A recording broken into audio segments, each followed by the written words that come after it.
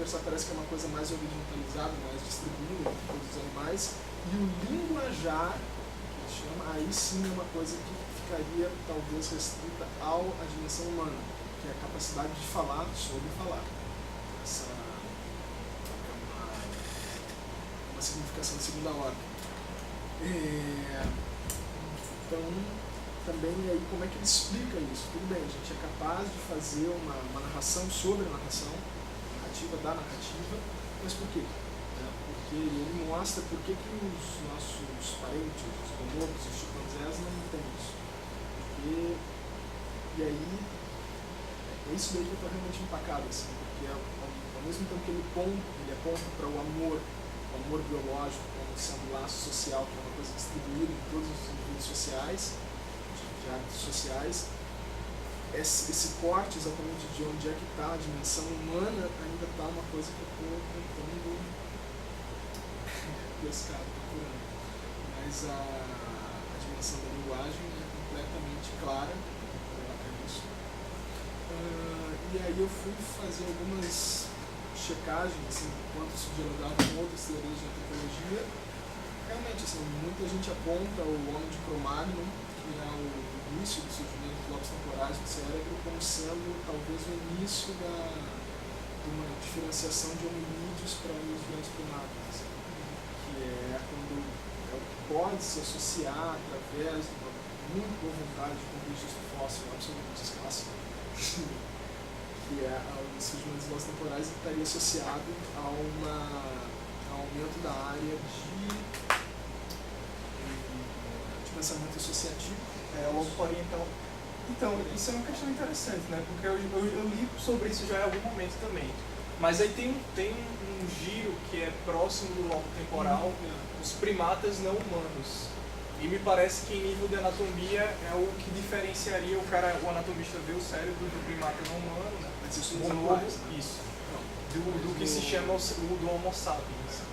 E me parece que tem a supressão desse lobo, nós temos a supressão, eles têm um lobo a mais, e essa supressão ela tem uma relação com a convergência entre esses nossos três lobos mais posteriores, que seriam o occipital, o parietal e o temporal. E o que me parece é que o ponto de convergência entre esses três lobos está relacionado com a imaginação. Essa que eu faço assim. Eu não conheço esse estudo, eu não posso opinar. Posso mudar depois. Você estava falando que, segundo esses autores, haveria um desenvolvimento avantajado do lobo temporal em primata humano, desculpe, em humano. Os hominídeos, assim, aquela fronteira entre as primeiras tribos de hominídeos. O que eu acho interessante o temporal, ele abarca duas funções que, a meu ver, podem ajudar muito a gente a entender o que está avantajado no humano. Eu não sou muito radical não, tá? Eu acho que a gente está com isso avantajado no humano, tá? Eu tenho dificuldade para negar a existência de linguagem em mamíferos não humanos, para dizer o mínimo. Para não falar em insetos.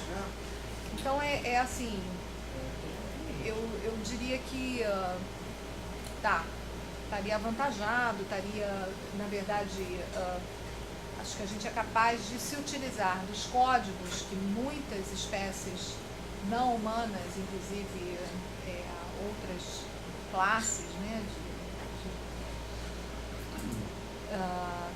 outras categorias zoológicas mais distantes se utilizam, e mais alguma coisa.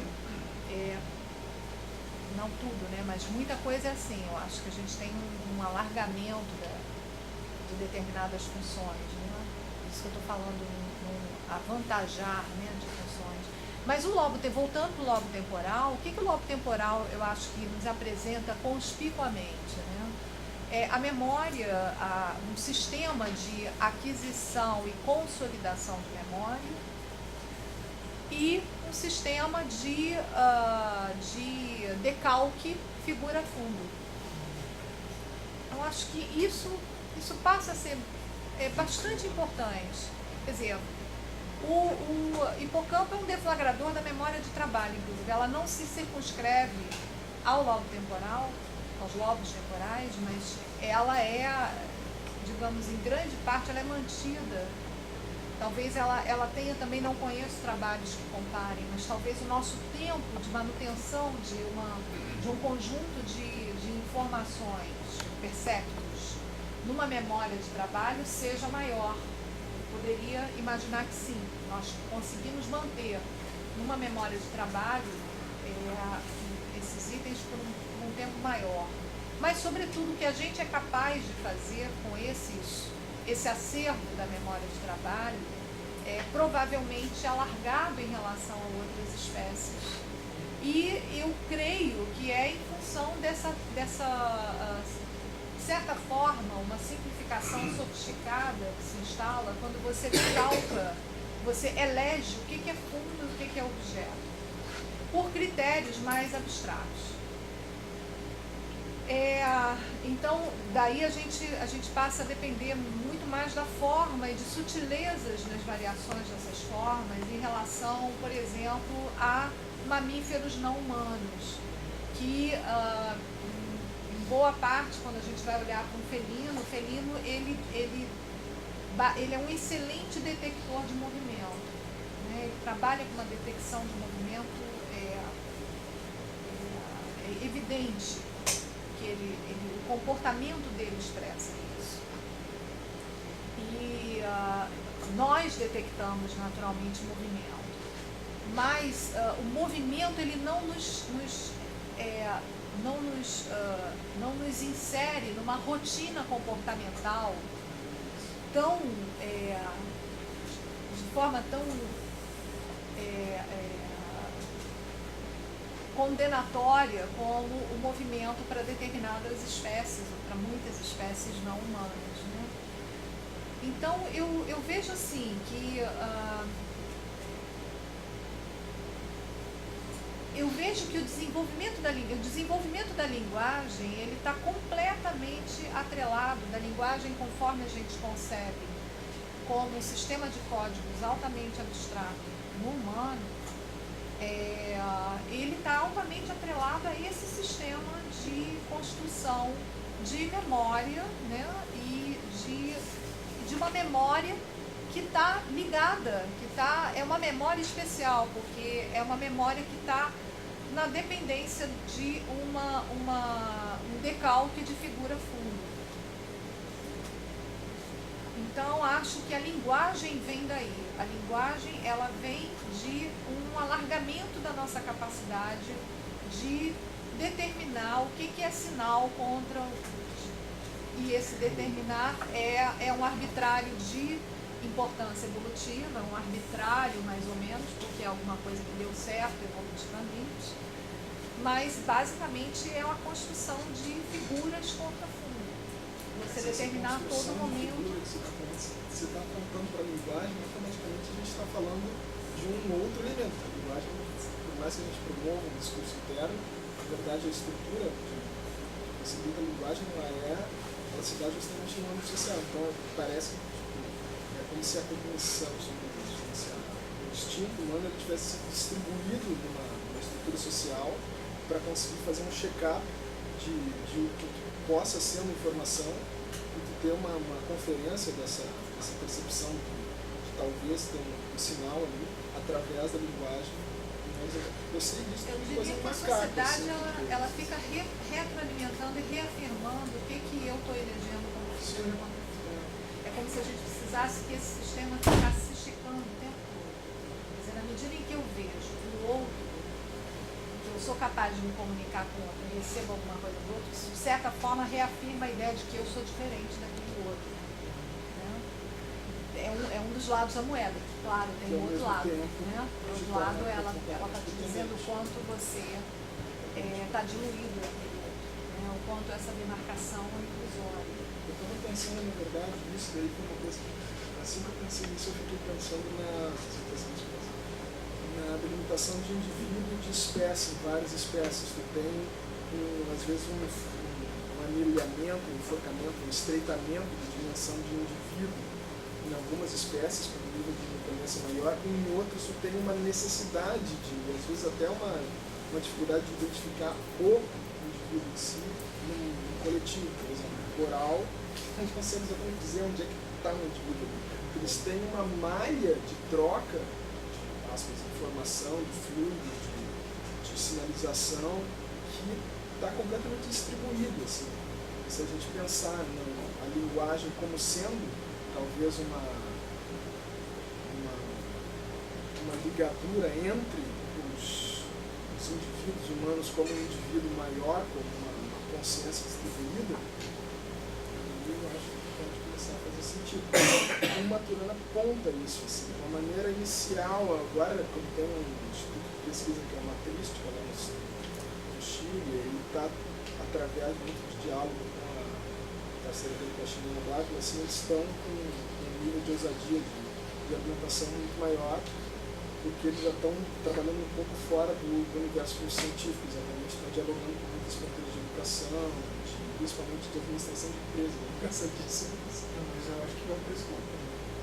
Vai, né? Vende.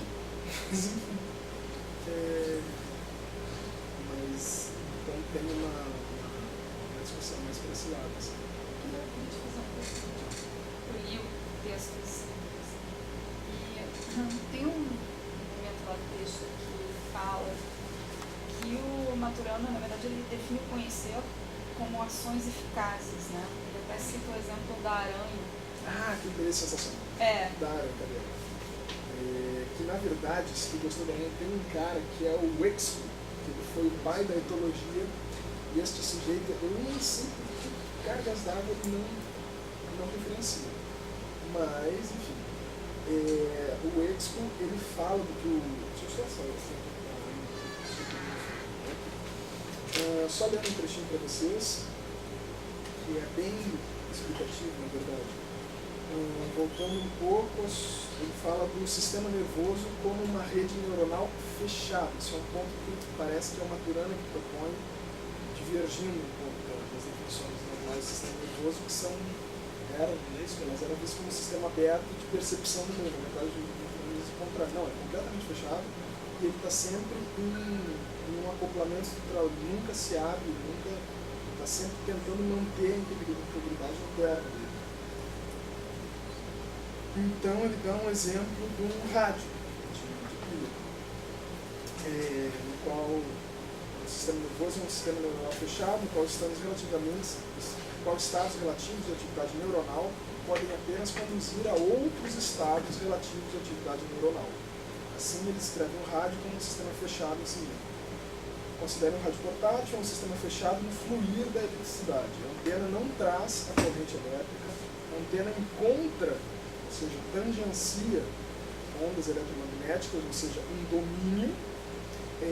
Essas afetam o fluir da eletricidade através do rádio, que é um domínio diferente, então tem um encontro de dois domínios, as ondas eletromagnéticas e o circuito elétrico do rádio. Quando esses se encontram, tu tem uma outra coisa que é a produção de som, que é um terceiro domínio. O som ele vai se dar nas ondas percebidas, então tem três domínios se encostando e se auto-afetando, produzindo uma recursividade que, segundo Maturana, não tem um atravessamento entre esses domínios. Tu tem quase que um harmônico vibracional entre eles. Então ele diz que a corrente elétrica não é um input, nada externo penetra no rádio. E agora vou mostrar aí, na obra do Maturana, ver como um processo, ele descreve como um ser vivo conhece, equivale a identificar quais são as ações eficazes que ele desempenha, no processo de conhecer de qualquer ser vivo. Segundo ponto de vista do meu observador humano, uma aranha conhece várias coisas. Ela sabe fazer uma teia, sabe achar um parceiro sexual, sabe fugir de predadores, sabe andar pelo chão da floresta, sim, enfim, ela sabe aranhar, fazer coisas que uma aranha faz. Eu achei legal isso. É genial. Aliás, tem um cara que usa esse termo, aranhar, sim. dela. Você tem o ato, a existência da frane é o ato de franear, né? Que é exatamente isso que esqueci que eu falo. Então, o conhecer nesse modo de ver é o conjunto de ações efetivas, que por ações efetivas, na verdade, quem fala disso é o Huxley, que é o pai da etologia, que hoje se entende como comportamento animal, que ele vai usar, na verdade, em vez de uma aranha, um carrapato. Ele diz que o domínio, os domínios de mundo, eu acho, do carrapato se resume a 3, que é suor, sangue e calor. O carrapato ele cumpre a função dele como carrapato quando ele está em contato com o sangue numa determinada temperatura e na presença de suor. Ele chega ao sangue através do cheiro do suor. Ele sabe que ele está perto da pele, então não tem óleo exatamente, quando ele está numa determinada temperatura. E a partir do momento que ele fura, ele acha que eu estou na pele, eu vou furar aquilo, ele entra em contato com o sangue e ele fecha um ciclo funcional dele, que é o... Quando eu era adolescente, meu cachorro teve uma doença do carrapato, né? Que é a do carrapato. E aí a gente quase que ia sacrificando o animal, né? O veterinário ele não soube o que fazer e tal. Aí eu tinha acabado de entrar num curso de fisioterapia, né? Eu acabei que eu não fiz o curso de microbiologia. E aí me deu vontade de fazer um experimento. Um dos equipamentos que se usa logo no começo da fisioterapia é a lâmpada infravermelho. E aí eu peguei a lâmpada infravermelho e coloquei na parede assim. Tá? Aí os carrapatos saíram, parece piada, mas eles saíram do meu cachorro e ficaram ao redor da lâmpada assim. Mas não teve morrido. Claro, falcatrua. A gente não sacrificou, tá?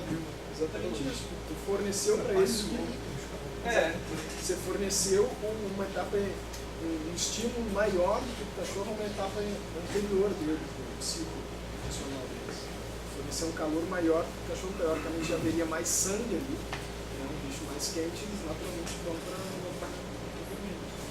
e o Deleuze usa isso também para explicar os domínios comportamentais. O exemplo do rapato do léxico para falar de domínios já aceitando. Esse comportamento, por exemplo, vamos voltar para a história do rádio, o comportamento da onda, da eletricidade, do próprio som, né? Os três quando se encontram no rádio, isso seria um exemplo prático da autopoiesis.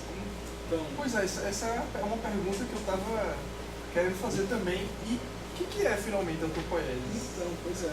Você teve, por exemplo, desculpa te interromper, mas você teve algum acesso ao texto de, não sei nem se isso foi publicado, de resposta quando o aluno do Maturana perguntou para ele o que era um ser vivo? Não teve um texto de resposta, foi um livro, 40 anos depois.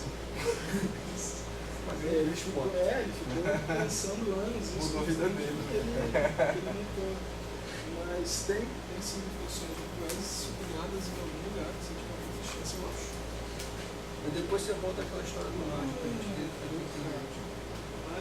Então, na verdade sim, o rádio ele é um exemplo de onde a autopoiesia é que tá, a autopoiesia na verdade, o Maturana fala isso, ela não é um sistema explicativo, ela é só um happening, é um acontecimento, uma coisa que tu pode identificar lá, mas ela não justifica o sistema, ela é só uma... Não justifica o sistema. Não justifica, não foi proposta para isso, foi proposta para tu poder ter uma chave de análise, mas não para justificar a existência do mundo em si, não é exatamente isso. Ela é uma ferramenta de identificação de alguns sistemas, para ver se aquele sistema ele tem uma alta recursividade, uma autogeração. Gigar, isso é um sistema. Ele fala, ele aponta coisas bem claras, por exemplo, todo sistema vivo é necessariamente autopoético. A partir do momento que ele rompe o ciclo poético, ele morre. Isso não é explicativo? Oi? Isso É explicativo. São livros de explicação, mas ele não propõe apenas como justificativo. Ele propõe como uma característica, mas como uma... A característica. Eu não consigo compreender quando isso não é explicativo. Isso é uma coisa que eu gostaria de entender melhor. Eu li, mas eu não me explicou. É porque ele não consegue entender como um sistema de causa e efeito. O explicativo é necessariamente um sistema de causa e efeito. Ele não vê como causa e efeito, porque ele também não consegue botar o observador